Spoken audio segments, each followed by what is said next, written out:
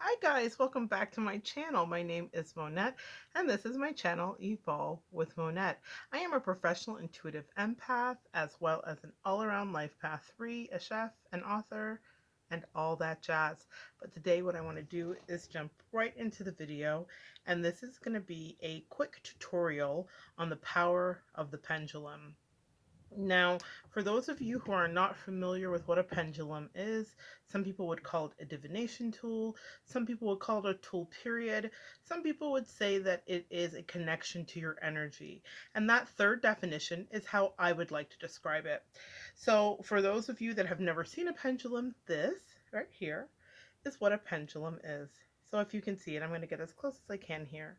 Now I happen to have one that has lovely chakra alignments with it that just tickles my soul, and I recommend that any tool that you gravitate towards or that you find yourself using or that you are given, I want you to make sure that you get a charge energetically when you take a look at it, when you hold it, when you're feeling it.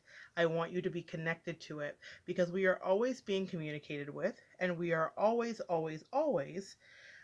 being guided towards the thing that might be the most optimal for us. Now, what I will say here is that regarding the pendulum, I did gravitate towards the one that I loved. It's weighted and it moves. Now, you may have seen this done in movies, you may have seen it done in plays, skits, maybe parodies where someone's holding up the pendulum. And it's all fun and games, but there is a purpose to it. I prefer the pendulum when I'm doing one-on-one work with a client if we're dealing with each other in person and they're having a difficult time with decision making, because I like to show them their connection to their energy. It is often asked if this is something that I can do by myself or that everyone has access to. Your gifts are all available to you. We all have similar gifts. It's just about how you hone them. So regarding the pendulum, sometimes I find that the more often that I use the pendulum, it is when asking myself questions. And that's what I really find great use in the pendulum for, which is about tuning in to what you need, what you want, and where you're actually comfortable. So when I am dealing with this and I take a look at a question. So let's say we're asking which college would be the best college for you to go to. You're going to want to hold your pendulum up in the air and let it come to a stillness. Now, we all are moving at all times. Even my tripod is moving as I'm taping this. So we're all moving at all times. And so it will mostly come still. And then you'll get to a point of stillness. Now, I can ask a question. Let's see.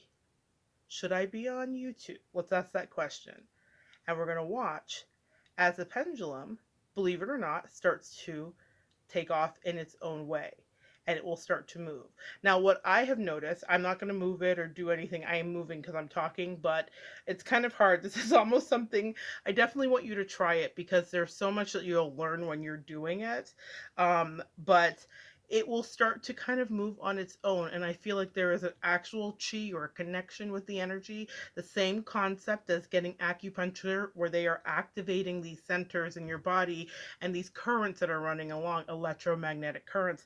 I believe that's what causes the response and your energy. So you will get a yes, no answer or something. It will move very quickly or rapidly and you'll notice it. So it may start to spin like this, but you're not really moving it. Or you'll ask a question and your heart knows it's a no, and it will almost slow down. So that's a quick little tutorial on pendulums.